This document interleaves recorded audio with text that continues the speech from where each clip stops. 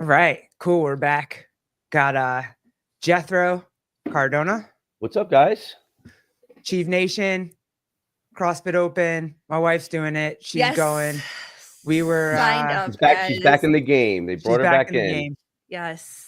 Yes. Yeah, you guys really were. You were the ones that got her to kind of rekindle her fire and really just love being around a CrossFit gym again. So it was very cool. And Yeah. she's super pumped. She's doing Sentinel, right, babe? I am. I've survived 2 weeks of Sentinel training, and I have realized how much boxing doesn't help my CrossFit. I'll just say that. Like, I feel like I've been working on my cardio, I guess you could say, and I have been getting my ass kicked in every single one of these workouts. But my first workout that I did for Sentinel was like double unders and line burpees. And I was like, wow, that's a little aggressive to start for my first for my first CrossFit back. She looked haggard when she got home, for real.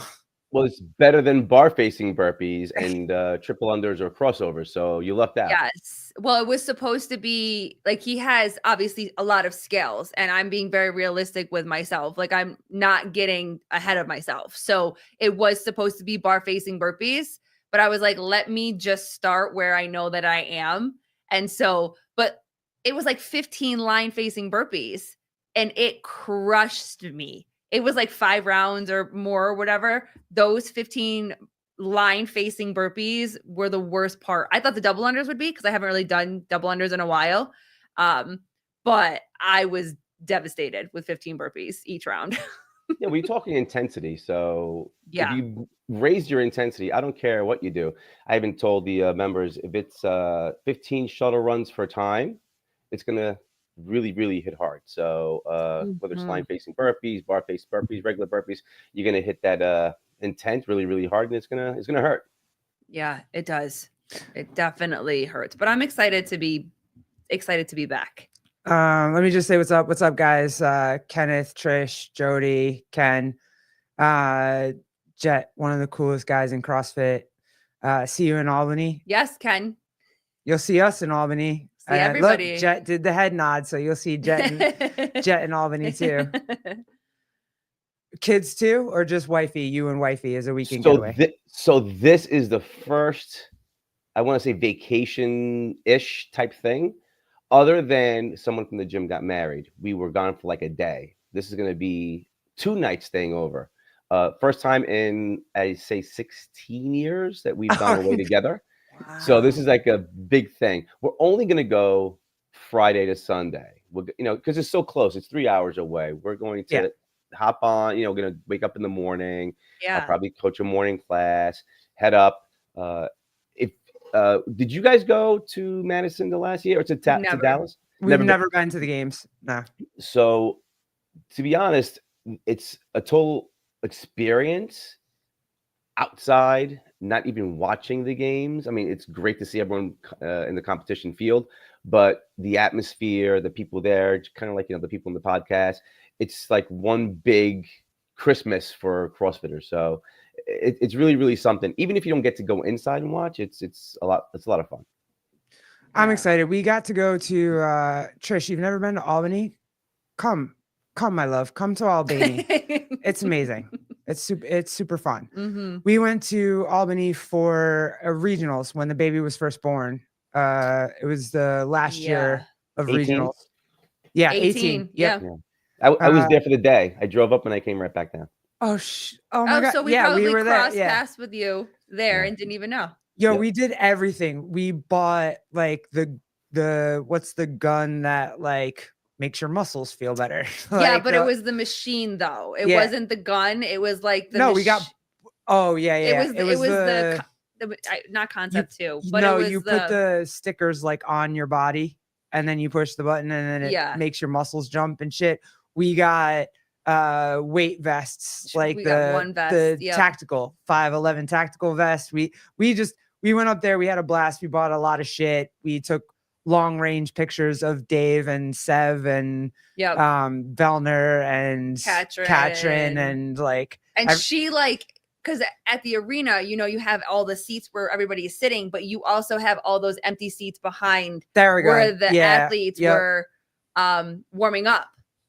So she was like, I really want to go take pictures. I said, well, I'm not going to drag the baby and all this shit there. So you go, I'm going to sit in these seats. And so she went behind and got to see everybody like warm up and stuff like that, which was super cool.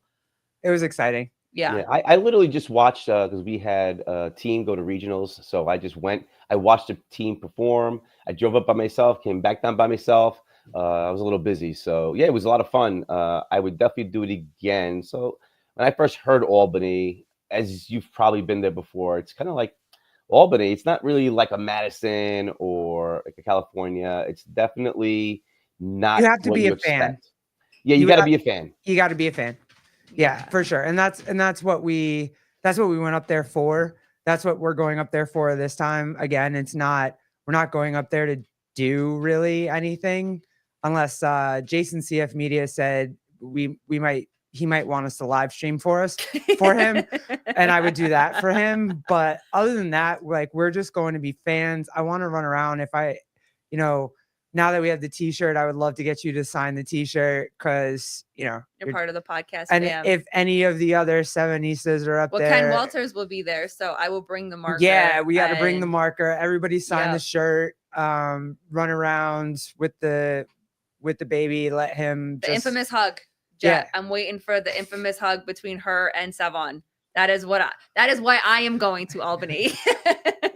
I got a picture when I first met him. My buddy Derek took it. It was a lot of fun. Yeah, you're gonna see. It's kind of like the two worlds combining. I do tell the people, the members at the gym, my internet friends, so to speak. It's kind of like weird, but like, when you get them, you finally see them. It's kind of like the two worlds colliding with the internet and like the real life. So you go, they have a good time. Yeah, it's gonna be a blast, especially if you do know people that are there. And if it's pretty surreal seeing the actual people you follow up close. I mean, you've seen them before, but like literally walking by you, it's like, oh, there's so and so. It's the next person. Well, you saw the me and Pedro reunite and have our we had our moment at Crash, and then we had to like hash it out during I was like, oh. That was so funny. I thought you were mad at me the whole time. And he was like, no, I was just jet lagged. And then like we had this whole like super long conversation on the podcast. And it was like, I'm excited for all of that. I can't, I want to meet as many people as I can. Jody Lynn, you'll be behind the screen. G, I'm not going to be behind any screen. I'm going to like legit my eyes are going to be humongous and I'm just going to be running around like an idiot. I told her though, I'm like, if you get the opportunity, you got to go. Like if Sev is like, hey, come hang with me for 5 minutes, like she's got to go. That's a given. I don't know why you would say no.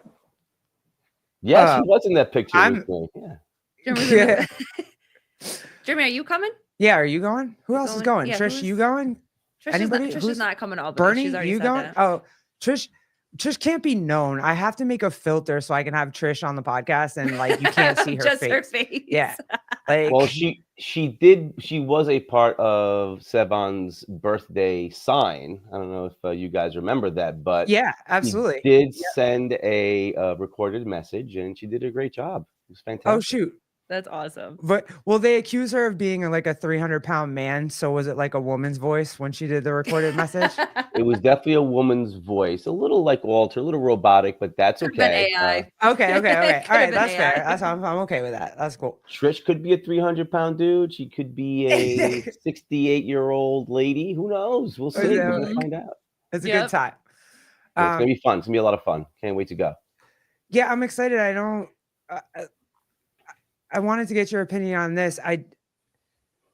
The excitement for the games, everybody's like, oh, hey, people aren't as excited in the games as they were. And it's not just because I'm going, you know what I mean? Like I'm excited that I get to go. It's kind of a treat that it's in Albany and I can get there, but I'm still excited. I would have watched it anyway. I'm pumped for it. I can't wait to see what everybody does in the open. I'm excited to go watch my wife. the way that we used to do it all the time and yell at her. Yeah. Like you'll hear, like I'm gonna film it, but you'll hear me on in the background yelling at her because that's just what I do. That's what I'm here for. Yeah, everyone does that. Everyone's cheering everyone on. So I'm super excited for it, and I can't wait. And I feel like the energy in my circle is still super high. So I don't know if you feel that way. Is that what you see in your gym too? It's taken a little turn, I think, with what's been happening in the last year, with what happened last year at the games and people bowing out. I mean, retiring from what? Retiring from just entering a competition. Okay, that's fine. You're still going to work out. But if you, and this has been talked about a lot, if you have a gym, we'll round it out 100 members, what's the percentage of people who actually know who these people are? The podium finishers, the top 10. I am sure that out of, if say 100 people at my gym, 85 people have no idea who I'm talking about.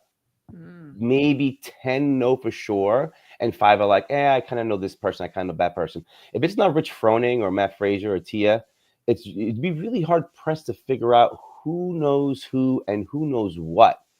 I stress the open big time in my gym, not for the Craig, maybe less than 5%. My open experience has been nothing but fantastic, and that's why I really, really push the open for my members. Number one, you push yourself way harder than you usually do in your endeavors in fitness, especially for those 3 weeks. You really, really do stuff that you have no idea you were able to do.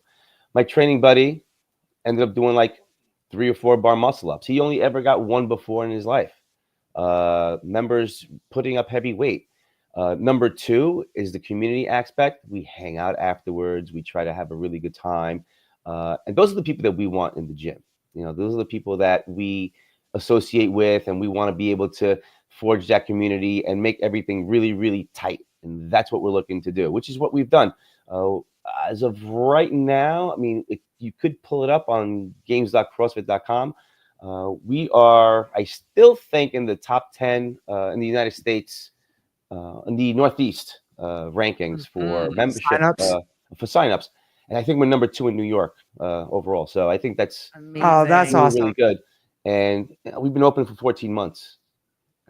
That's incredible. That's how much I really do stress it. And that's how much I really, really believe in the open and what CrossFit can really, really do for you.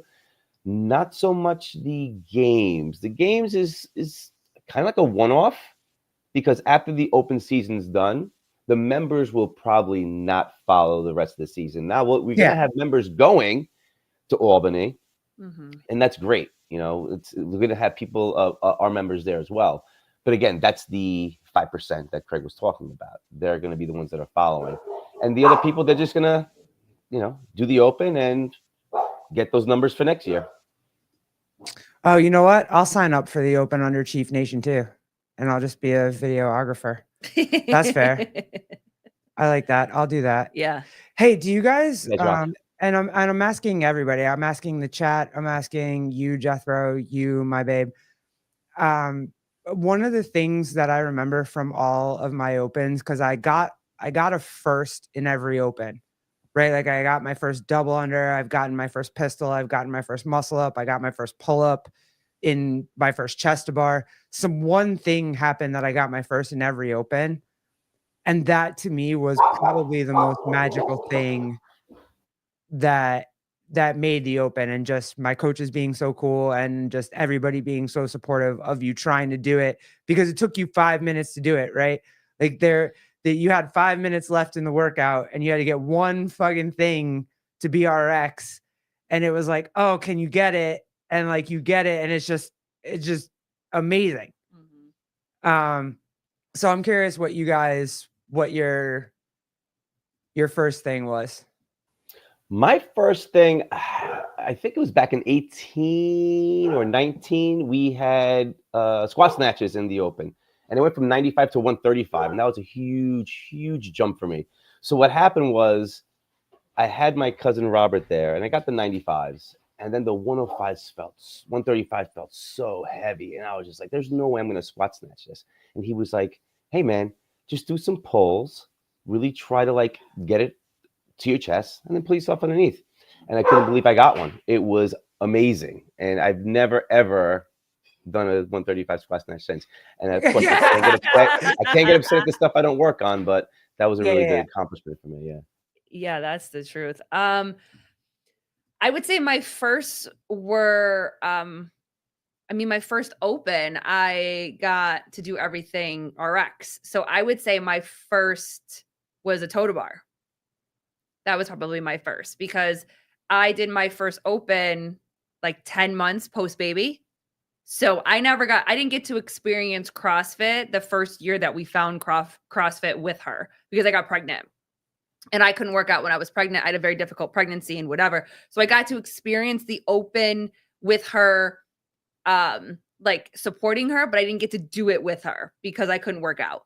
So the following year was 10 months after I had little G. And I was able to do every single workout RX. She kicked my ass, and I'd been doing it for 2 years probably at that point. So that baby mom strength shit is real. But it was a toast bar. It pissed me off because I couldn't do the shit. Like, it was a toast bar. It was cool. Yep. Yeah, we had someone who did one of the workouts. It was Haley. She did one of the workouts scaled, and through one round, she was like, you know what? I think I can do this RX. So it was the rowing and the double unders. And she did one double under, and then she got 10, then she got 12, and she wouldn't even have tried. So I tell the members, I'm like, do you want to go scaled and make it a good workout, or do you want to push yourself a little bit harder? Because what's going to happen is your body, from the brain to your fingers to your toes, you have to wire everything so you can do these movements. You're not going to get the wiring done if you never try it. And I always tell people, you're not going to wake up one day and get 10 unbroken double unders. You're going to have to work for it. So I tell them, you're going to have to try one. So one of our members, Dominique, she just got her first bar muscle up. And there was a workout that was started 5 bar muscle ups and then kettlebell cleans. And I told her, I was like, you got to try to get the RX version of this workout done, 5 bar muscle ups. So she did 2 and she kept failing. And I was like, okay, move on to the kettlebells and let's try to get something else. Then she got 1 the next round, but then in the last round, the third round, she got 3 bar muscle ups. Awesome. Now her body's kind of getting used to what it could be. So that's what we're stressing at the gym. That's what we stress at the open, making sure that you push yourself to that limit and just get better with each and every movement. I was trying to find our first muscle ups that we got. And I my favorite one, honestly, is, but let me get to Ken Walters, dude. Now it's your first handstand walk.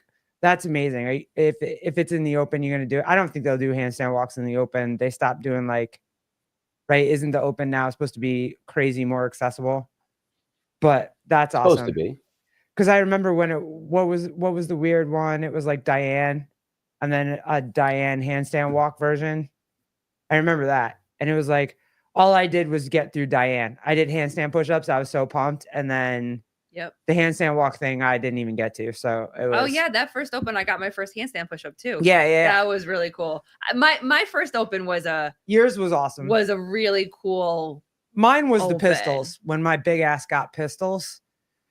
And I got, that was good. I think I got like 18 or 19 pistols in that workout. I forget which year it was, probably 19 or 18, something like that. Wasn't it your last? It was my last one, I think. It was your last open, a couple years ago. And it was so funny. She wasn't going to do it. Dude, I was so irritated. Pissed. And I was like, just fucking do it. And our coach at this time was like, just fucking do it. She's like, I can't fucking do it. And I'm like, okay, then don't fucking do it. And then she's just standing there like this, and then she grabs her foot and goes down and it looks at me, and I'm like, you fucking did it. It was great. Yeah. It was amazing. It's like, duh, yeah, I told you. Yeah. That was probably my favorite thing, because my worst area is flexibility, right? And I always get shit for my flexibility or my, and so when I got that and it was right, and you can go back and look at it, like it's on my Instagram somewhere.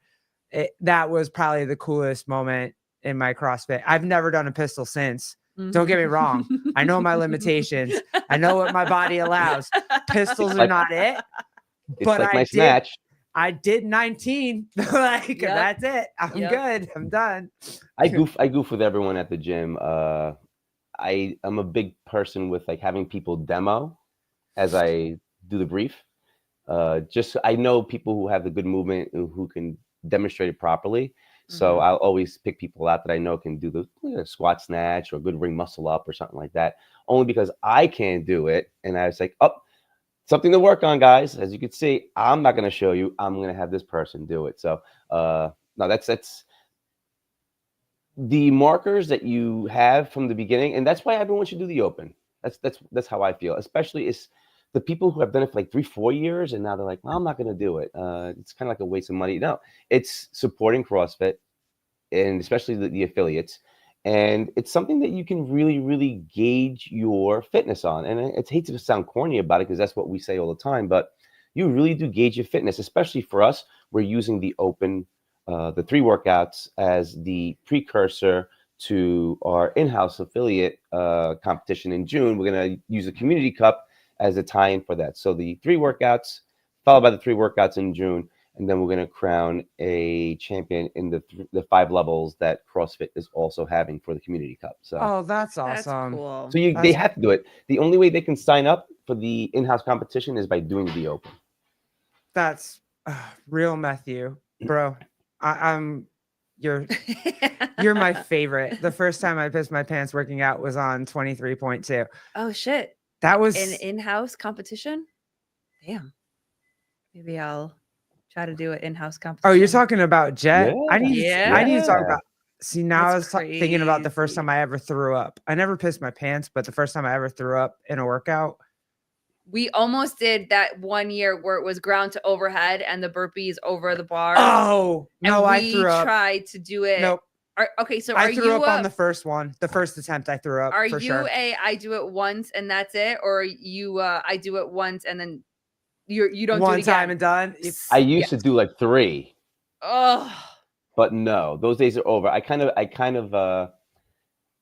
threw the towel in for that I think it was 2016, 17. It was a 55 calorie row, 55 deadlifts. Yep. Handstand push-ups. And then the handstand push-ups were last. And Yep. I got 18 handstand push-ups and I almost died. And I was just like, man, I think I can get like 25 handstand push-ups. I did the whole shit again. 18 handstand push-ups. Oh man. I wasted like 20 minutes of my life trying to get one more rep. And I didn't. After that, forget it. I'm not doing it anymore. I'm done. I ain't doing it. That was my first open. That workout. Oh, the 55s, The 55s was my first open workout. Yeah, that was super. That was cool.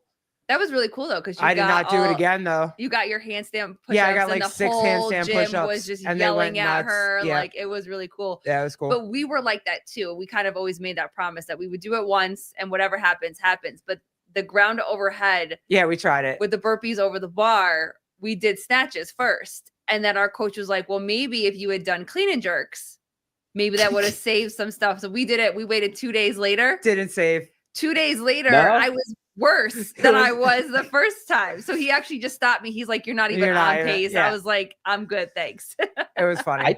I tell you what, though, the 22 was it with the burpee shuttle runs, the burpee pull-ups.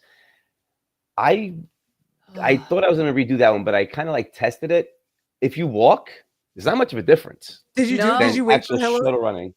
Did you wait for Hiller's video and then you saw Hiller's video and like, yo, I'm gonna walk? Yeah, I did it. I didn't do the thruster part 2. I just did the part 1 again. And yeah, it was just the same, if not better. Because you could save yourself instead of shuttle running. Yeah. That worked. Yeah. That's crazy. Burpee pull-ups are awful. Whatever. I like them. Burpees over the bar and ground to overhead. I did my second attempt 45 minutes later and was 3 minutes faster. So Matthew, you're fit. Yeah. Different conversation. You have one kill Taylor twice. Yeah. So please stop. You're not talking to us, bro. You're talking to you. You're a good dude for doing that. You're better than me. Yeah. Fire. Yeah, for sure. For sure. So I know a lot of times the conversation is around what is going on with the games and people leaving. And because of what happened, there's a division and all this type of stuff. But you were just saying, like many affiliate owners are saying, that most of the people in the affiliates aren't following it. They're in the affiliate for fitness and health and community and all of that stuff. So in your opinion, do you feel like that they're like the division between the affiliates and the sport is having any sort of impact on affiliates? I guess it's kind of one of those things, like if you don't know any better, if you don't talk about the games and you don't talk about like these athletes and that athlete, they're not going to know any better. Mm-hmm. I stress fitness. I stress health. I stress nutrition. I stress the programming and making sure that you are, pushing the mark. Oh, he paused a little bit. Mm-hmm. All right, he might have to check out and sign back in, or his. Oh, there you go. He is. There you go. You got it. If not, I'm just gonna read comments. Yeah, if my reception is shit, I could always go into the kitchen. No, you're fine. It's every once in a while, but it's not bad at all. Yeah. Go for it. So you were saying you promote health, fitness. That's where we lost heard. Yeah, that's something where no one. Well, I can't say that. I do have a couple of guys who are looking to get into semifinals, starting like in the past year or so. And they're doing really pretty well with the gains that they've gotten, but no one from my gym's going to the games. Maybe for those one or two, and that's it. And everyone's going to be just working on the fitness and working on the longevity and vitality of life, and that's what we have to keep stressing, not the games. Yeah. I can actually do away with the games if they put if HQ put their time, money, and effort into going and working on the affiliates. That would be way, way better for me. Now, these athletes this is their livelihood. This is their sponsorship. This is what they do for a living. I'm not going to take anything away from them, but what is it doing for me? Mm-hmm. Not much, since we don't really promote the games. The only thing we promote is the Open for the community aspect, and that's about it. Yeah. So if the games went away, what's that going to do for me? Nothing. Yeah, it's not going to bother you, right? No. But come on, what are you doing for the CrossFit Games athletes? If it wasn't for us, there wouldn't be any. So right. It really, really drives me nuts when people say that. I was getting ready before, and I think of it like the NBA. All right. If the NBA went away, the kids will still be playing basketball. Yeah, you look up to your role models, but are high school basketball sports going to go away? No. Are the playground games going to go away? No. Right. It's just the disconnect that the athletes have now. And I would love to talk to a couple of them about it. The disconnect that they have, that we don't do anything for them, is crazy. It's a rabid fan base that goes to the games, just like you said. The casual fan, the casual affiliate member is not going to go to the games. It's the people like us that really want to go, check it out, and have a good time. But if it wasn't for us, there wouldn't be anything. I really wanted to ask you this too. And just because you brought it up, but if the games did go away, we had at our old gym, all over Long Island, there's local competitions for CrossFit where you can just go throw down with your friends, and your friends from other towns might be at other gyms, and you just have a good time. And there's like little local prizes that you can get, like, win some protein powder, or support local businesses. Yeah, like gift certificate to local businesses and stuff like that. And that was awesome when Colleen and I participated in that. And I don't think that that's something that people wouldn't go watch, or people wouldn't support, or people like the same way that family members go to watch games athletes work out. They're going to go to local competitions to watch their son, daughter, wife, husband, kid, whatever, work out. Absolutely, yeah. It's the fight for the fittest is probably the biggest one, and they've done a really good job of promoting it and getting people there. And I think the Masters division 40 and up sold out like almost right away. Oh, They wow. have some high level competition there, so it's exciting on Long Island. We have a lot of gyms, and it's something that CrossFit's pretty set on Long Island, and you can definitely tell who's wearing the nanos and who's wearing the metcons and who like kind of does CrossFit. Even the people who don't look like they do CrossFit, because people have an idea of what that is, especially people at my gym. They don't have the look, but they're really pushing Yeah, they're themselves. really And fit. Yeah. yeah, and there was a competition that I judged at CrossFit Strong Island, and it was crowded. A lot of Yeah. people there watching and participating, and it was great. It was great. I had a great time, and they did a really good job, and the flow was great, and the competition was great. The programming was competitive, and yeah, they did a really great job.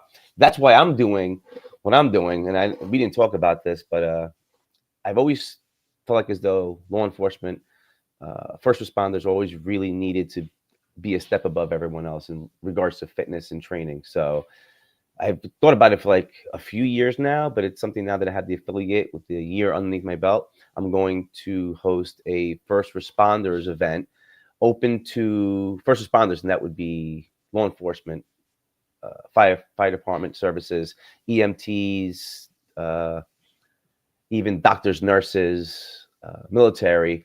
And it's going to be on April 6th, and it's going to be of the open. The only way you can. Oh man, come back, dude. Come back. Yep. Yeah, April 6th. It's gonna be really cool. We're gonna try to stream it. I think this is what he was talking about. The But I mean, like, qualification criteria. yeah. Okay, he's back. Go ahead. Go for it. Yeah, so you have to be able to do all 3 workouts scored and have them confirmed. Those will be your first 3 scores for your workout.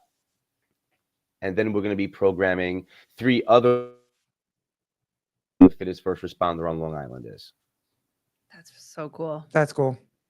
Yeah. Yeah, that'll be fun. That'll be exciting. It'll be good for the community. I think it'll be just kind of good for the morale of first responders, like the NYPD, the fire department. I think they're kind of just getting their morale back and getting kind of the leash taken off them. So I think it'll be a good morale boost for them to come together and do something like this. That's cool.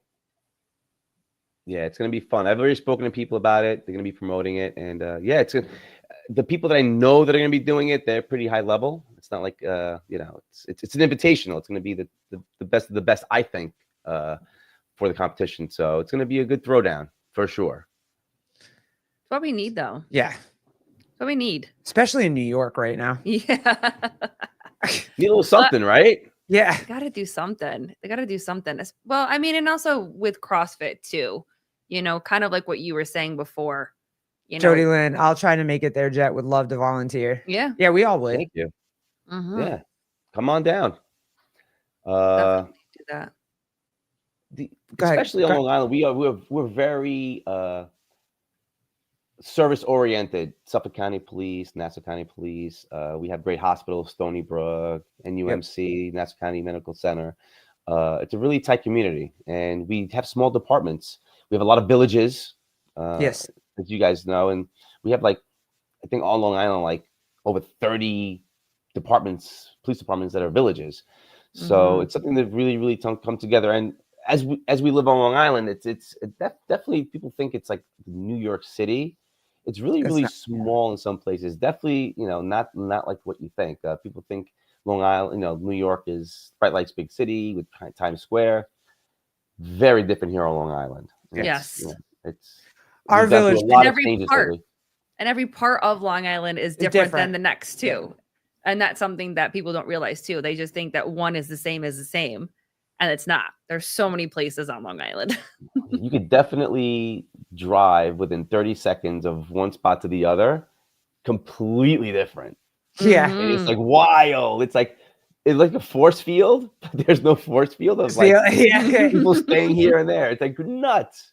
Unbelievable. And the cops are different in every town. And it's like specific to like a lot of the cops that we have out here, I grew up with. So I know them. Like I graduated with them, or it's, you know, they graduated 5 years like before or after me. So like we know each other. And Are you guys Riverhead? No, Southampton town and Southampton village. Southampton. So you guys have a village then? Yeah, we have a village. Yep. And usually the villages, the way it works anyway for Nassau, they try to, and I know Amityville, they try to hire people who live in the town. Yep. So when you take the test, you get, I guess, like preferential points. Like you'll get like 5 points on the test, which on a competitive test, it'll just bump you up top of everyone. It's kind of like when you RX a workout. Yeah. Even if you do 1 rep RX, it jumps you up in front of everyone else. So that's the way it works in Nassau, and I'm sure it works in, you know, Suffolk as well. But that's why I love it, because we all know each other, right? Like the cops know all the kids, they know all the parents. Like if your kid fucks up, they're gonna be like, I know where you live. Like I'm taking you home to your parents right now. I'm gonna tell your dad, and you're gonna get fucked up.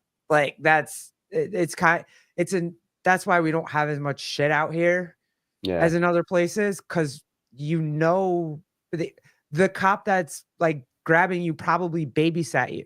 You know what I mean? Like it's that's kind of how we are out here.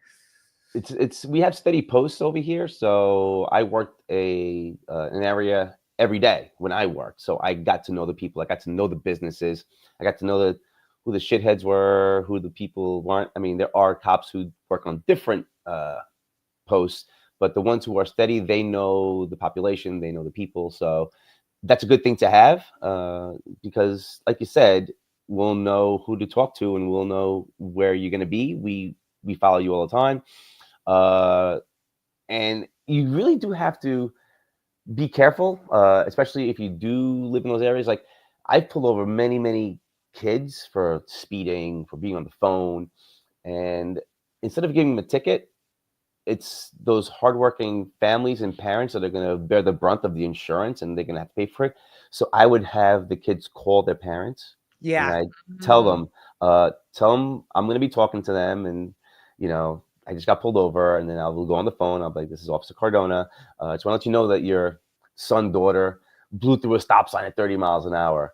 And I don't want you to be the one to suffer. I'm sure that you could handle the punishment worse than a ticket's going to handle. That's how our cops are. Yeah, that's exactly how our cops are. And do you have that one, or I mean, I'm sure you have more than one because you're like Massapequa, it's your bigger area, but do you have like those 1 or 2 guys? It's like, you know that they're going to fuck up, but you kind of have a soft spot for them. So like you can see them and you're just like, hey dude, just go home right now. Or like you like, because our cops do that. And the people, like, we know who those 2 people are. And so we even treat them kind of more with kid gloves, or like, because they're just the dude that's kind of drunk at 10 a.m. He's not like menacing. He's not like whatever, but you just know, oh, he's going to get in trouble in like 5 seconds kind of thing. They're the chronics that we call, you know, the chronic problem. Just we've lost the ability to just shoo people away. It's just bad because everything's recorded now. Yeah. And if they're doing something, you can't like just shoo them on the way. You could have people like recording you and be like, okay, well, this person was doing this and the cop didn't do anything, you know? So it's tough, especially if you pull people over, you know, the camera. Yeah, you can't even have grandfathered in. Like, you can't even have that anymore. Like, where it's like, just, dude, I know you're not a bad dude. I know you're just in a bad way. Yeah. You can't do that anymore because it's on camera now, right? The days of taking people's keys and not. Oh man, that was gonna be good. He'll come back. I'm just reminiscing. Sorry, we'll get back. Of taking the keys, leaving them there, and bringing their keys to the mailbox at home 3 towns away, and be like, I don't know how you're getting home, but you're not driving this car. Figure it out, and then get to bed and go to sleep. Those days are over because everything's recorded now. So, but it's good for the cops. It's good for the public because they see what we're doing. Yeah. But the community policing, it kind of like deters us from doing those things. Gotcha.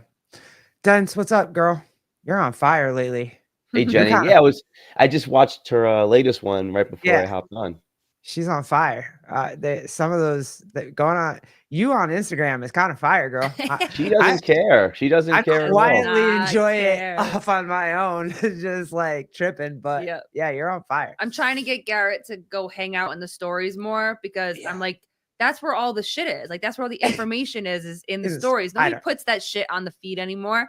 So I'll text her and be like, Jenny's got something in her story that you need to go watch. Go watch it.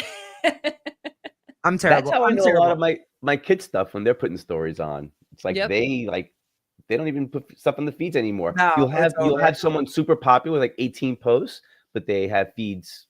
You know, they have stories all day, every day. So yeah, the drama's in the stories. I have to learn that. I'm old. I don't like. Hey, what did you think about the Super Bowl? Like, I felt super old because I thought I was cool because when I watched the halftime show, I was like, shit, I'm here for the rap beef. And then there was this whole other message apparently that was in the halftime show that just went all the way the fuck over my head. I had no idea, and I was like, whatever. I was here for football. I wanted to see some rap beef, and then you missed it. I missed it. You know how bad it was for me? I'm not even kidding you. This is a true story. I was talking about Kendrick Lamar. Yeah. I was calling him Lamar Kendrick for like 2 minutes. And people would just look at me like, what the fuck are you talking about? You mistook him for Lamar Jackson? Is that what happened? Like, maybe. I don't know what happened, but it was crazy. Like, I don't follow that anymore. And it's crazy because my buddy used to like design the Super Bowl logos for the NFL for so long. And that's when I was kind of like following the Super Bowl. And now I just completely don't watch any football. I might watch a little baseball because of the Mets, but that's about it. Yeah, me I'm too. done. It's CrossFit podcasts all day. Yeah, right. Yeah. Like a dork. If you're not on YouTube, I don't. That's even where I get my like popular cultural shit. I get it from news. I get it from YouTube. Yeah. I don't even like. Yeah, there's I watch one show a day if I do watch television, and that's Fox 5 News with Rosanna on Channel 5, just to watch the morning news and News 12 because it's a local news. It's us. Yeah. So the second I wake up, I'll put on News 12, see what happened overnight in town, around us. Then I'll put on Fox 5 to get like the New York version of it. Mm-hmm. And that's it. I don't watch any other TV but podcasts. I walk my dogs, podcast. I'll fold my clothes, podcast. I'll, clean up the kitchen, podcast. That's it. Mm-hmm. Jeremy, yes. All black men do look the same. All mixed kids look the same. We all look the fucking same. All Puerto Ricans look the same. We talked about this. we did this on 2 other podcasts, and we'll probably do it on a 3rd one in about 2 weeks. There's nothing new, buddy. Yeah. What are you here? Jeremy, if you didn't hear this, and just because you brought this up, Jet, like they just said, what did I just hear? Kendrick Lamar is mixed kids kryptonite. Like no mixed dude has ever beat Kendrick Lamar. Drake lost to Kendrick Lamar. There's some or a couple other ones. I forget now. I just heard it like 10 minutes ago, but there's literally Kendrick Lamar is undefeated against all mixed kids. That's pretty much what's going around now. So if it's not Biggie Tupac action, I don't know any of these beefs. Yeah, for sure. I have zero clue. And I have no idea. I just my excitement like last month was I watched the Yacht Rock documentary on HBO. That's all I listen to is like Yacht Rock. Like I've gone away from so much, and like as I get older, it's like, I don't know. I don't even know any of these young actors anymore. I couldn't tell you. I stopped at the young Spider-Man guy that plays Spider-Man who dates what's her face. Like that's it. That's the last like generation of Zendaya. Yeah. That's the last generation of actors I know. I don't know anybody else. Mm-hmm. I don't care. I think it's changing because my kids follow a lot of podcasters like on YouTube. Yeah. And I see it's starting YOLO triplets and these it's the Haas sisters, they have like millions of subscribers. Yeah. And all they do is document their day. Mm-hmm. We're gonna go to Puerto Rico. We're gonna, just walk around with us. And they get millions of views. Millions. Like Mr. Beast is absolutely crazy. He's insane. I can't believe that. Yeah, I know. He gets it's insane. Yeah. All right, let's find out what we're doing for I could see Garrett watching Dune. I really tried, bro. I tried like one movie and a half and I couldn't do it. I tried though. I did. Well, I saw something somewhere where there was a study that was saying with social media, this next upcoming generation is going to miss more moments than ever because the younger generation is more concerned and more interested on watching somebody else's life through the screen than actually living their own life. And that's sad to think about. I mean, we look back to the times when we were outside all day. Like, get outside, go get dirty, go hang out with the neighborhood kids, or go do this sport, go do that sport, and whatever. And you see now that these kids are getting phones younger and younger and younger and younger. And, kids in G's class, he's in 2nd grade and they have these iPhones and they're on these iPhones and they're on tablets and iPads. And I'm just like, go do something else. Anything. You know what I mean? Like, do you feel that with your kids, Jet? Do you just feel like, maybe not your specific kids, but like their friends and whatever? Like, do you feel this lost in the scroll? It's just, we're comparing it to us. Yeah. With no phones. Yeah. Our thing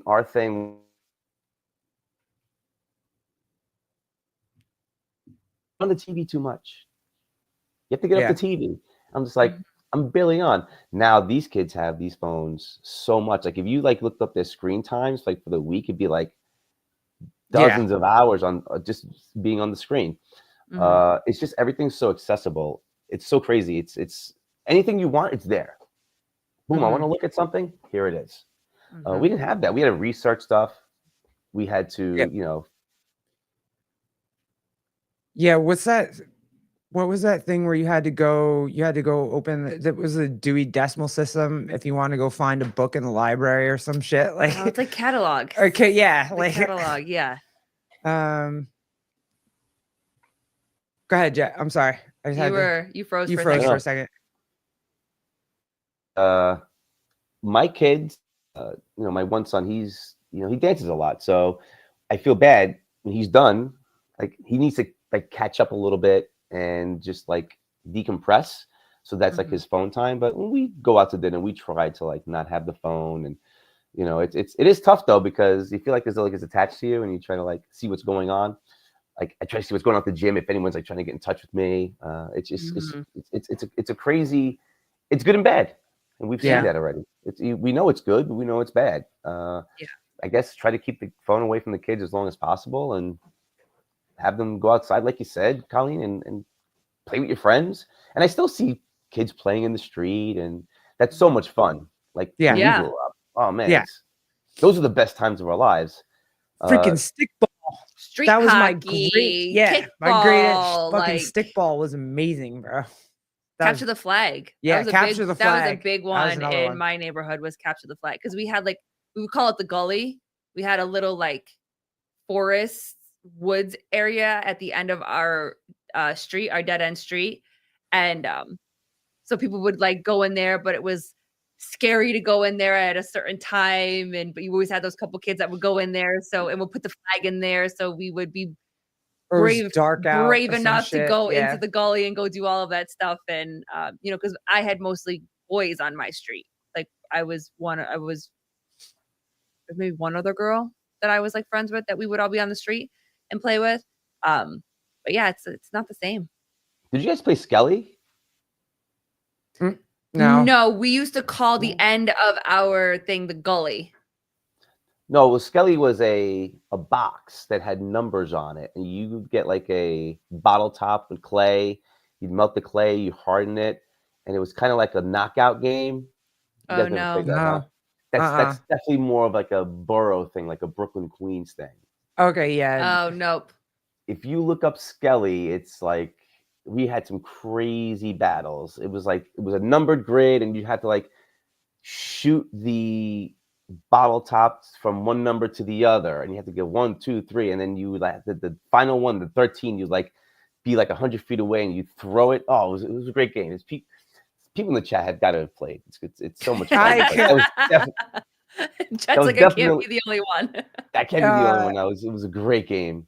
Jody Lynn, Encyclopedia Wars in my home with 6 siblings. We just had the Encyclopedia Britannica. That's all I remember. I had that, the red one. It was great. And it was a shit ton of money. It was so expensive. So expensive.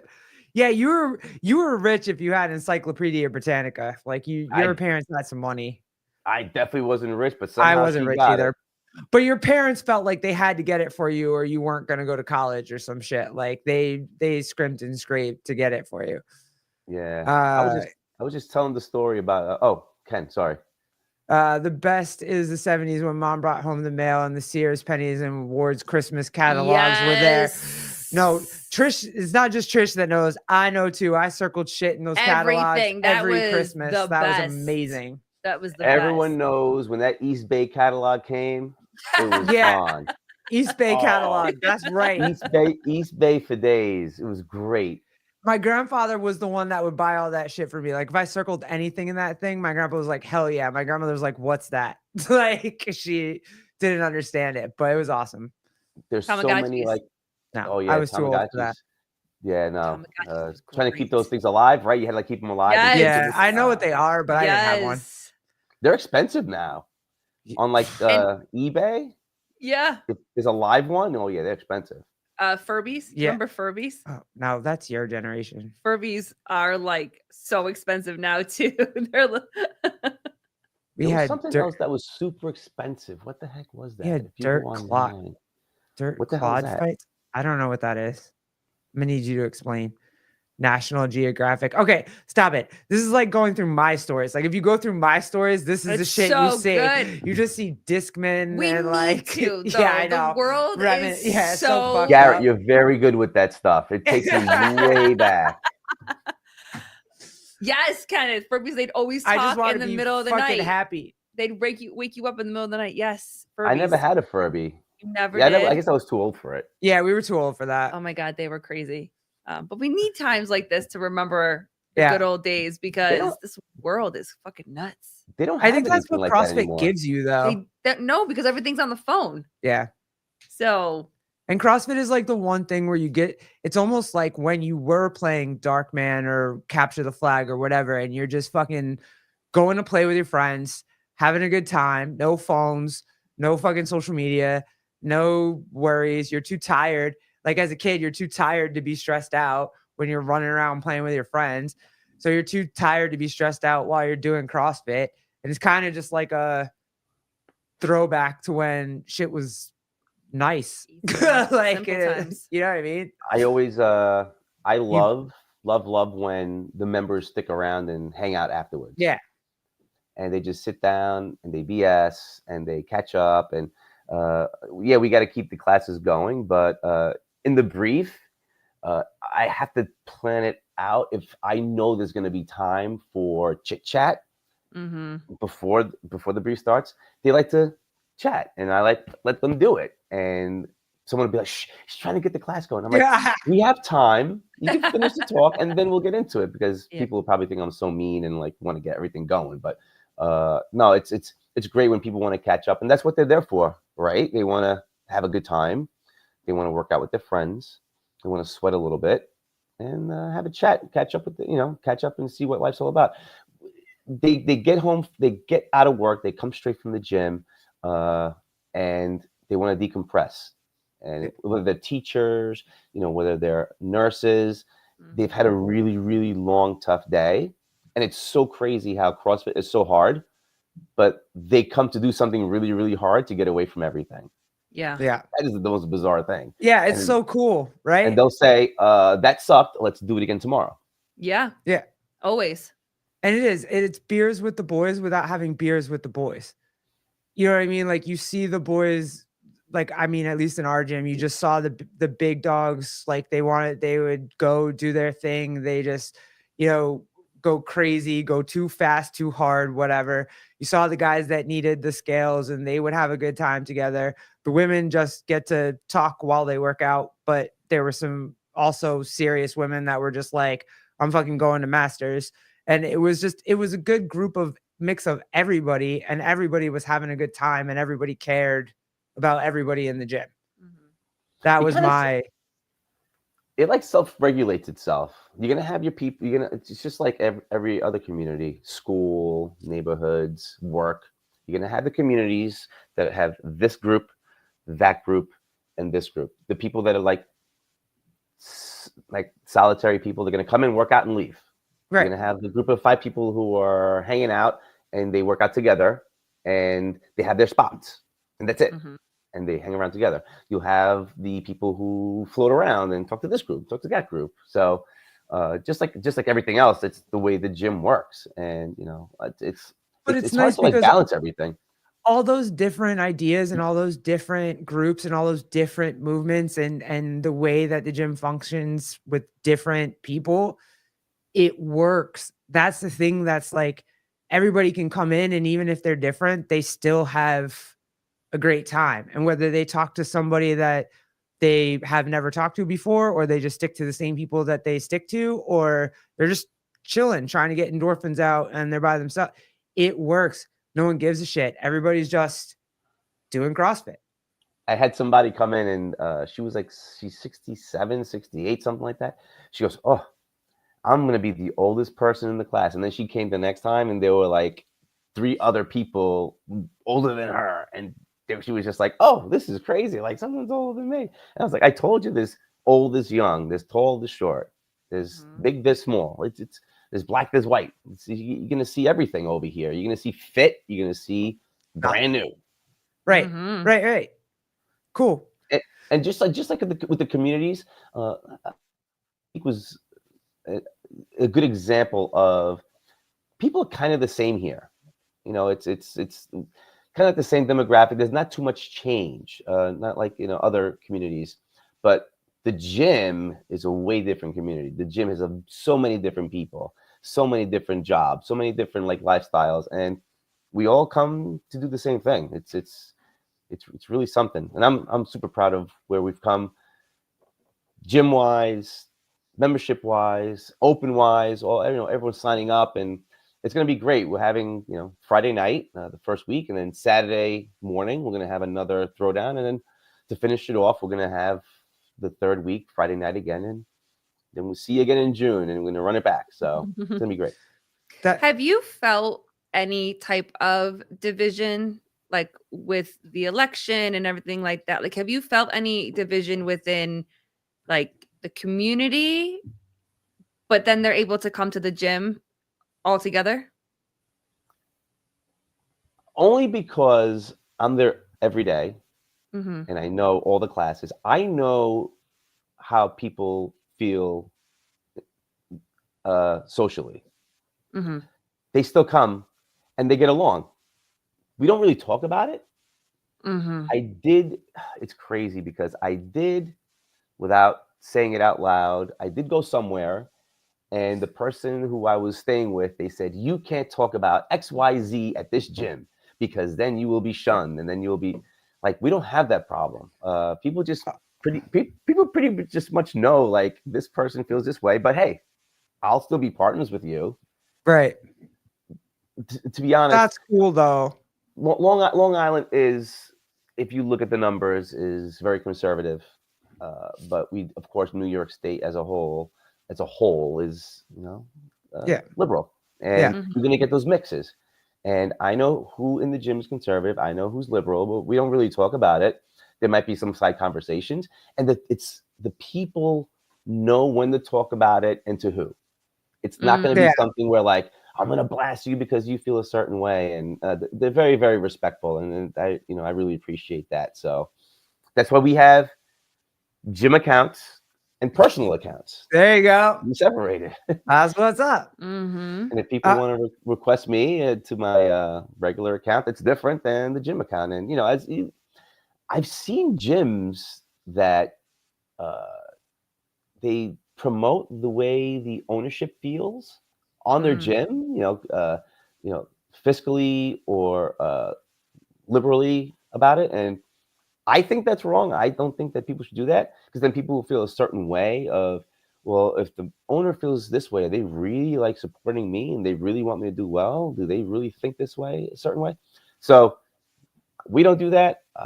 But I've seen gyms do that, and it's like kind of crazy for me. Yeah. The only like, I don't even have military flags on my wall. I don't have any type of gay pride. I don't have the hetero flag. I don't have anything like that. I have the American flag, and that's it, because we are We're all America. American. And I feel like as though the American flag, for what you want to say about it, is the best representation of the best country in the world. That's my opinion, and you're free to feel how you feel about it. But people might not like the military. People might not like a pride flag. People might not like, I don't know, a Fit Aid flag. So we don't really fly those flags. Yeah, I get that. And I mean, that's kind of how we, I don't know, our deli is a little bit more like, we have more conversation. Like, I don't know. Being in the deli is kind of like being a bartender. Like, people want to come and just literally tell you about their entire life the entire time. So we have to have a little bit more of an opinion here and there, but I try not to have too much of opinion when I'm in the store. And I get that, and I understand it. And I just feel like if I don't agree with something that maybe you do agree with politically or whatever, doesn't mean that I can't be your friend. Doesn't mean that I can't work out with you. Doesn't mean that I can't have a conversation with you. Doesn't even mean that I can't ask you a question that, hey, maybe you believe something else and I kind of want to understand it, so I'm going to ask you about it. Like, oh man, damn. Delis. Long Island delis are crazy. Reality shows based on Long Island delis. Yeah. That's fair. Oh, no, we lost you for a second. Try that again. If your dog's not barking, try saying what you just said again. We didn't get it. Very unique and. Oh man. Nope. Ken Walters, that's the only flag we have as well. Yeah, I think at this point, I feel like that's kind of the only flag you need is the American flag up. It's just, we should all be kind of one people.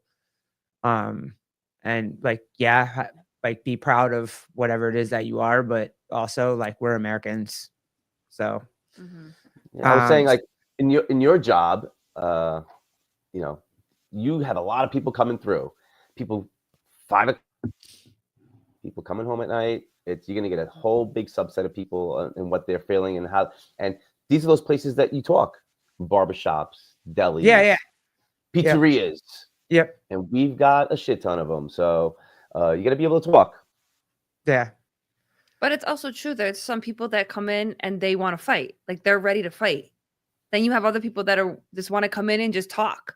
Or they might hear, like the other day, Garrett and I were having a conversation, and a guy just kind of snuck into the conversation, but we were still able to have a conversation. We also had an experience where we were talking and it got heated.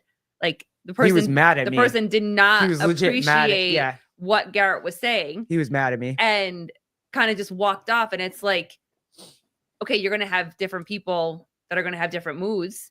You know what I mean? But at the end of the day, we can all coexist even if we don't agree. I think so. You got to be able to play that game, and it's hard. But me, being a cop and, going through all my life experiences, I feel like. Oh. The TDC flag is always good. The drones must be back. Fair. Where did the drones go? Like, I never heard that story. Yeah. Jet, we lost you. Yeah, we lost you, buddy. You might want to log out and try to log back in. Yeah. Ken Walters, I try not to fight, but like, when it does, even I'm a de-escalator, I would say. Yeah. I always try to de-escalate. Yeah, I don't want to fight. I don't really. Yeah. It's like the okay, I want to ask you one more New York question before we roll over, because then I really want to hear what your Friday Night Lights is going to look like, and what the plans are. Like, legit. What do I get to look forward to? Yeah, how are you going to beat up my wife and not let her stop moving? Because that's going to be amazing for me. Not for me. You're going to know the workout, so you're going to beat yourself up. Yes. But I remember last year watching you walk around and coach everybody. And so now I'm like, shit, that's going to be me too.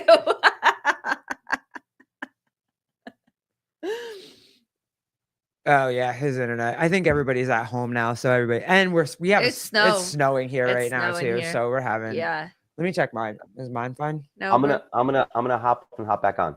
Yeah. Sounds good. Yeah, that's cool. Yeah. Yeah, I totally want to ask him about how the police department's dealing with ice right now. I heard that they were kind of. We have snow. Yeah, it's here again. We had it last week too. It sucked. Yeah. There we go. Oops. Nope. So close. You have to go sit by. Okay, try again. You got me? Yeah, Friday Night Lights. Friday Night Lights. Friday Night Lights. If it frees up again, I'm gonna move the phone. Friday Night Lights. We're gonna have it on the 28th. The heats will start at 6 o'clock. Okay. And then we're going to go every whatever, depending on what the workout is. Mm-hmm. And then you're gonna have a judge, and then they're gonna count your reps. They're gonna no rep you if you don't do the reps. And then they're going to give you a score. Mm-hmm. You're going to put that into your phone, and you're going to update it. And then we're going to do that for 2 more weeks. And you'll get a final score. You don't have to do it in my gym every single week, but you have to put in a score. You're going to have someone judge you and make sure that you do your reps properly to full extension or to full depth. And then we will, have you on the leaderboard for CrossFit Chief Nation. And then we'll have it on Friday, Saturday, Friday. Week 1, week 2, week 3. Yeah. He just totally gave us the parent explanation. He did. Like, when your dad sits you down, is like, this is the easiest way to fucking understand this. Here you go. 30 seconds. Let's go. Yeah. Four-time parent. So I have to, make sure. Yeah, he's gotten good at that. So Gabe actually was asking me where I was doing it, and I was going to reach out to him and see if maybe he wants to come, like maybe a little Paper Street on Saturday. Yeah. The Saturday, Friday night's probably a little bit too late for him to get out there, but what time Saturday, the second week? Do you have an idea of when stuff would start? Probably 8 o'clock, 8 a.m. Okay. Only because it's people who would usually do the group class. We're going to be doing that in class anyway. Okay. Not Friday. We'll be doing it Saturday. Gotcha. If people want to do it Friday night, they can. But if it's not, then we'll all do it Saturday, because then we'll be able to go through the morning. Yeah. And then Friday, the next Friday is the next Friday. Cool. So maybe if Gabe's listening, then I'm going to reach out to him too and see if maybe he can come on Saturday. I was thinking about that little Paper Street, little, Chief Nation, mix up little Glanton things together, Gabe is confirmed as one of my sponsors for the Invitational. So. Oh, there you go. That's awesome. Fire. That's awesome. He's such a good dude. Are you going to let us try to stream it on our channel a little bit? Yeah. You can get somehow. I have someone who can help in that realm. He does videography, so I'm gonna have him grab that part of it and run. So, awesome. He's pretty good, actually. That's fire. I would love to link up. I would love to stream it. So that'd be cool. Yeah. Any way that we can help you. Yeah. We just, you know what I mean? In Long Island, we New Yorkers, we rock together. Let's do this thing and I just feel like that whole first responder thing is so important, and just to showcase what we can do. And you want those people when you have to go to the hospital to help you out. You want those people when you're in times of need. If your house is burning, if someone's stuck under a car, you want these people who are fit and healthy and really take care of themselves to be the ones that are helping you out. Of course, we can't have everyone do that, but if we just put the word out and be like, hey, look at what these first responders and the amazing things they can do physically. It gets it helps out and gets the people moving and going to some CrossFit gyms. That's awesome. And it reminds of the bigger picture, like you said, they're service men and women that are there to serve other people. And that's why you guys, got into being in the police department or the fire department, medical department, and whatever, like to be able to come together, really cool. Yeah. And it's important for that, where we can still just come together no matter what, for, the jobs that people take and the jobs that people want to do, so that'd be really, really cool. And it's not an easy job. It's a tough job, regardless of if you're a medic, if you're a cop, if you're a firefighter. We get paid for the things that we might have to do, not for the things that we actually are doing at that time. Is there downtime? Yeah, sure. But at the drop of a dime, I can be running into a burning building. And let me tell you something. There was a fire on my post once.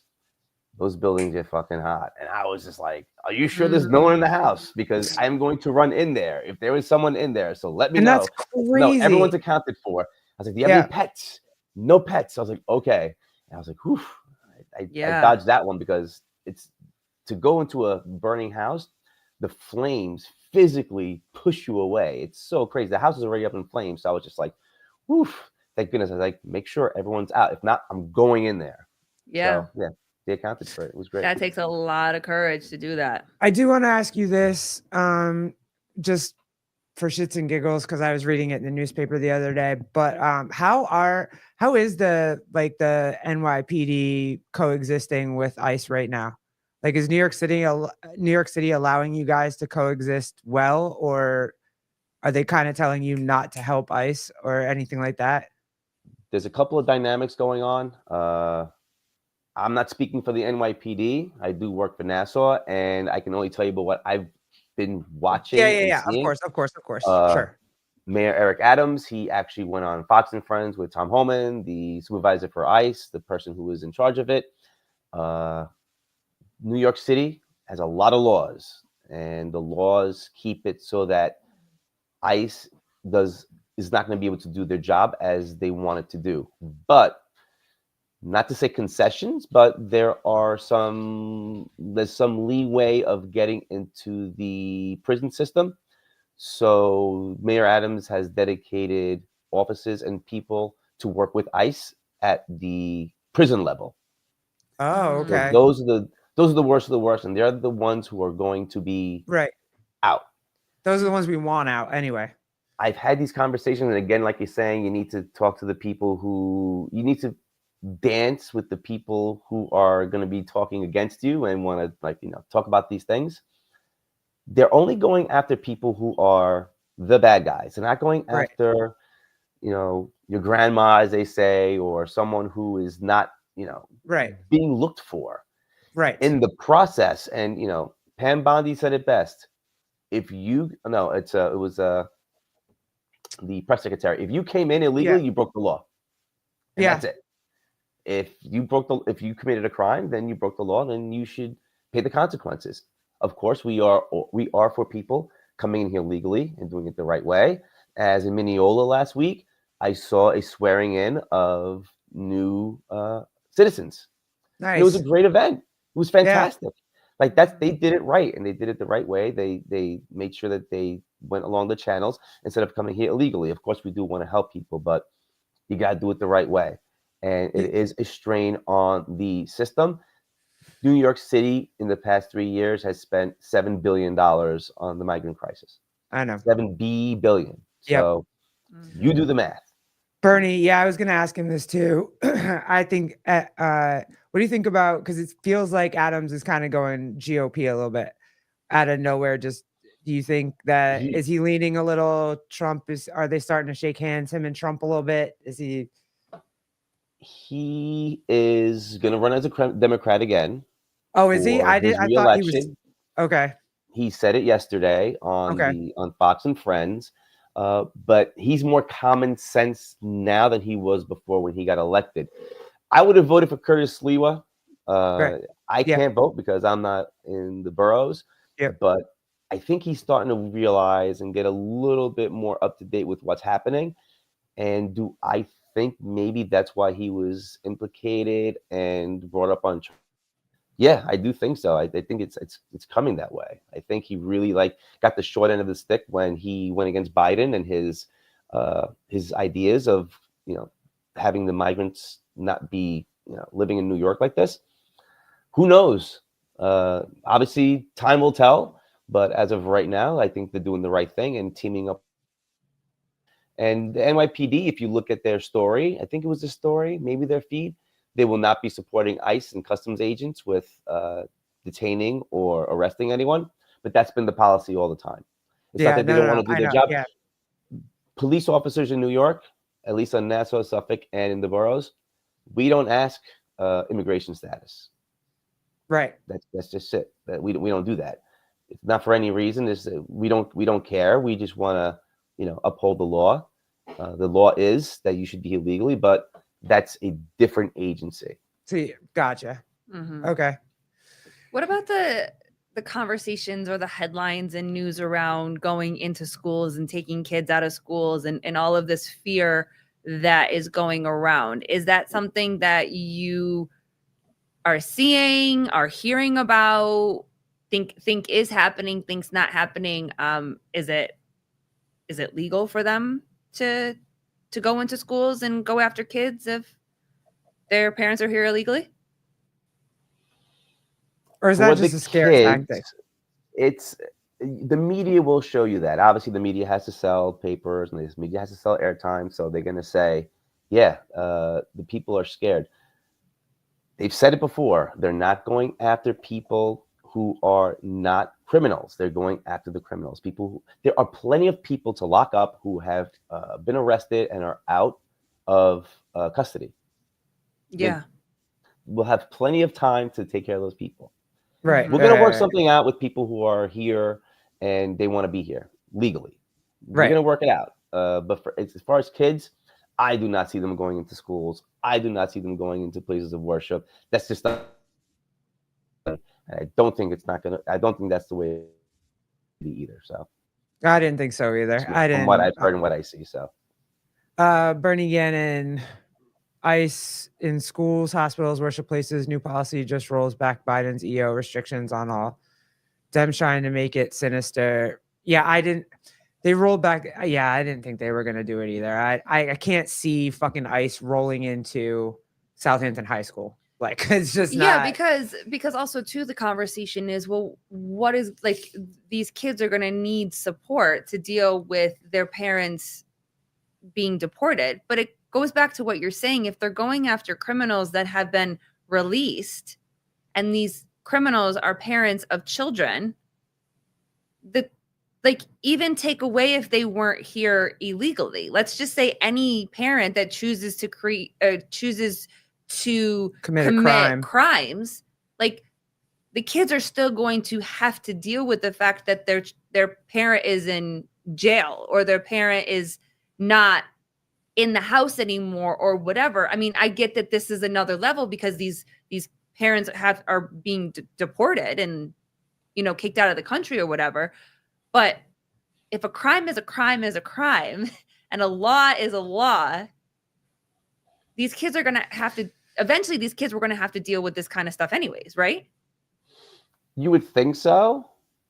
And I think the amount of time that's going to take, I think stuff will change, especially if we do have a conservative White House and a conservative Senate and House, especially on Long Island, since we do have a conservative majority. The city's a lot different. And upstate's very conservative as well. It's just the boroughs and some pockets of upstate. I think by the time those kids that you're talking about, it comes to fruition that they have to deal with it, I think we're going to sort it out. And it's just crazy that I see it all the time on media. It's like they're coming after these people, they're coming after those. No, it's not going to happen. They can say that all they want, and good for those people who are standing up for people who don't have a voice. But it's not happening. It's just a scare tactic, and for those people who knowingly and willingly did something illegal and they got arrested and they got let go, unfortunately, like, New York is known for just letting people go with no bail. The bail. Yeah, that was. Yeah. It's especially if you're undocumented. I'm gonna go with that's what he said. Undocumented. A lot to unpack, guys, but I'm here for it, and I try to keep abreast of it, especially working in law enforcement. But it's not going to happen overnight. It's going to take some time, but we're going to get there.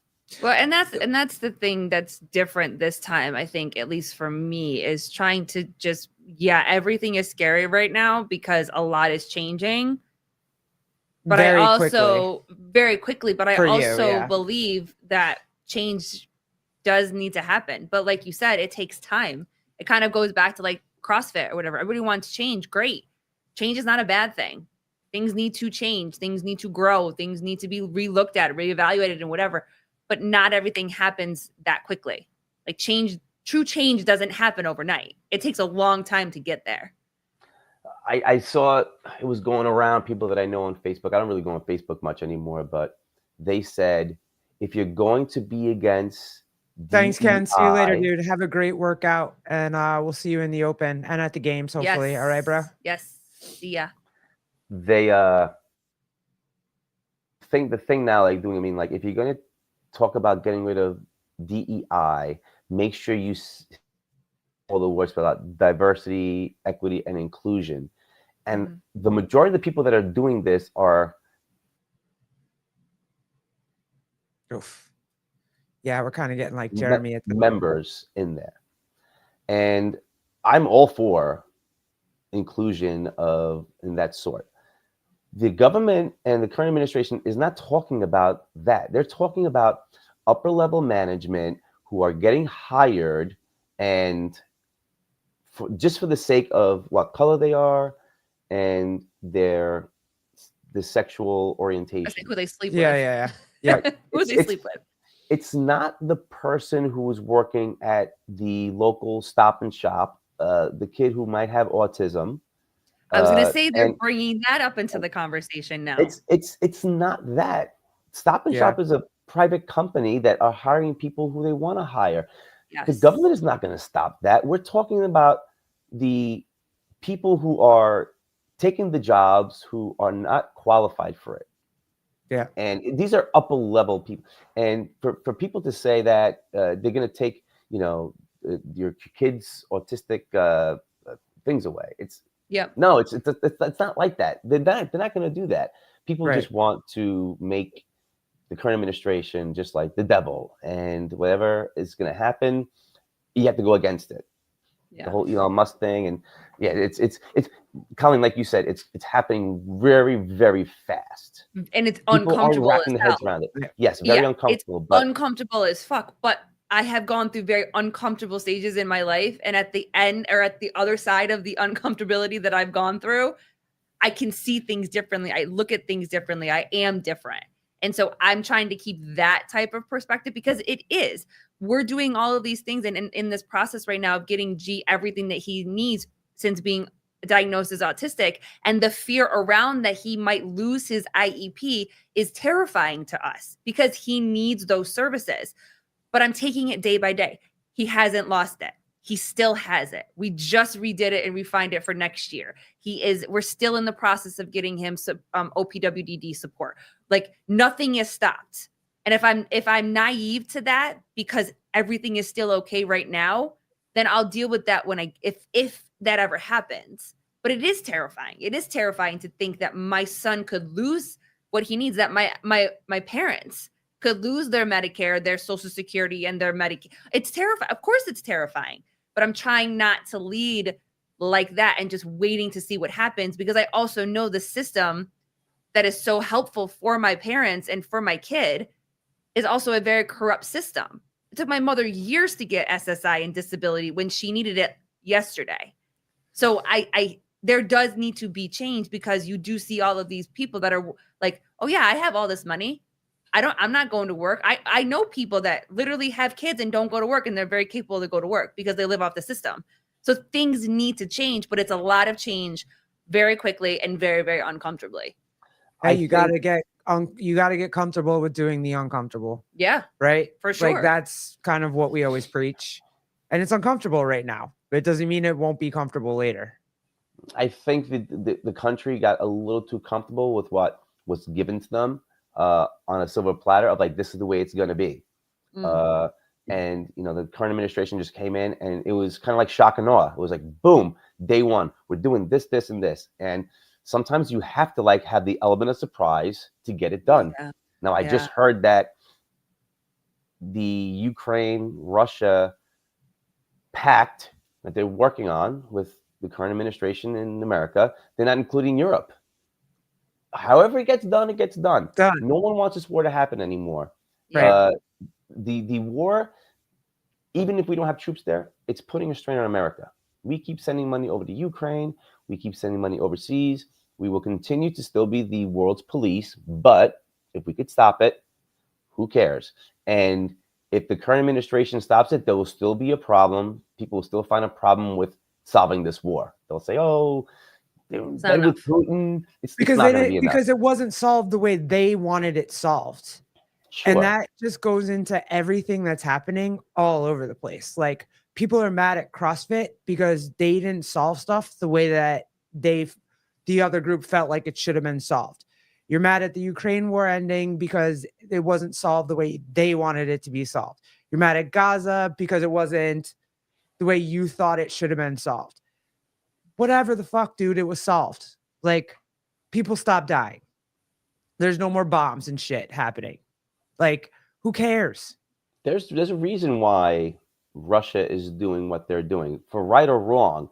And I think RFK, he actually, for him being the head of a HHS, he spoke about Russia and why they're doing it because he is in politics.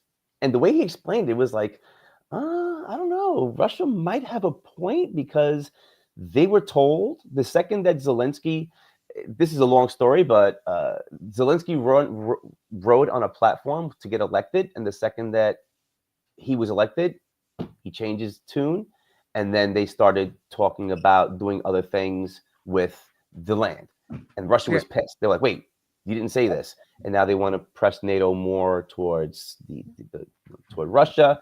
And it's kind of like if China took up Mexico and they wanted to bring China, using Mexico to have Chinese interests. We wouldn't like that. We'd be pissed.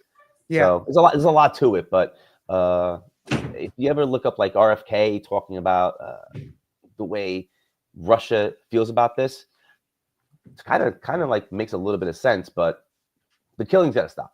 Regardless. Yeah. Jeremy World. Go on this. You can't please them all. That's why the grown-ups need to stand up and make decisions. And I think that's what we're seeing. Yeah, fair.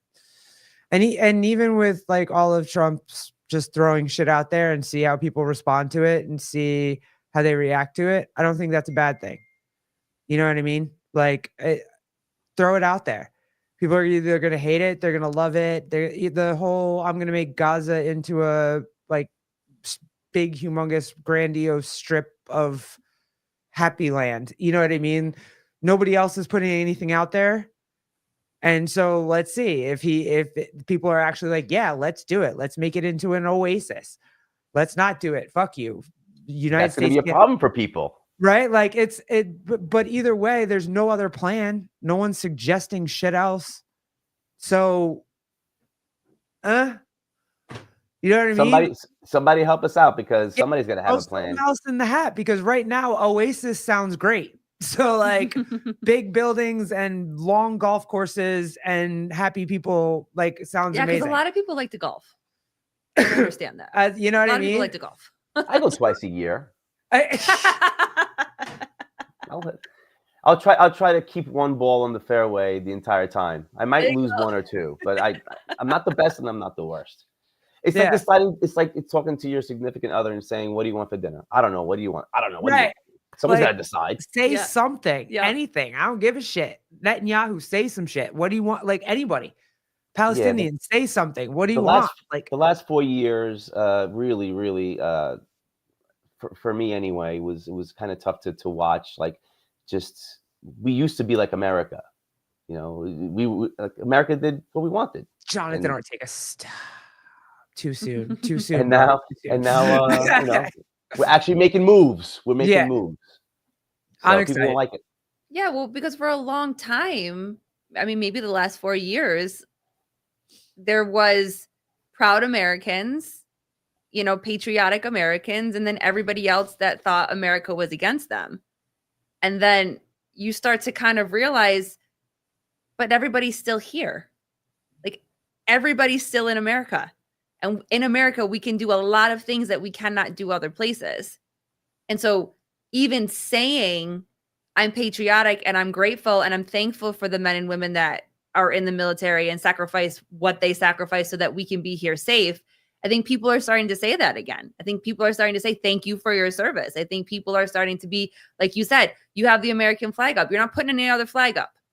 And if someone comes into your gym and doesn't like the American flag, then they have that choice to walk out. But hopefully that symbol now is starting to be a symbol of unity again, and not so much of a device or division and people not coming together. Yeah, for sure. That's the one flag that you'll see when you go, and either we see it or you see it on video of other countries having strife or having a conflict in their regions. They'll fly American flags because they know it's the symbol of freedom. Yeah. Oh, shit. That's so great to see. It's no other flags are being flown but the country's flag and the American flag. Mm-hmm. You're not going to get it anywhere else. All right. Thank you, Jonathan Ortega. Yes, my wife cervix did a wonderful job. Appreciate you. Edging normal is going to feel weird. Many forgot what that is. Yeah, fair. Let's end it there, dude.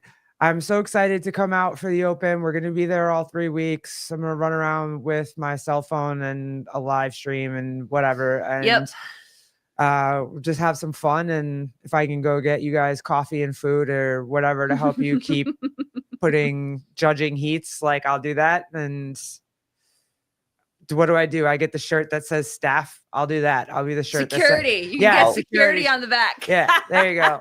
I'll order it with security on the back. How's that? Maybe I'll get a black one. A black one with security on the back. Hey. Jonathan Ortega, you should come too. Yeah, you come too, dude. You go everywhere.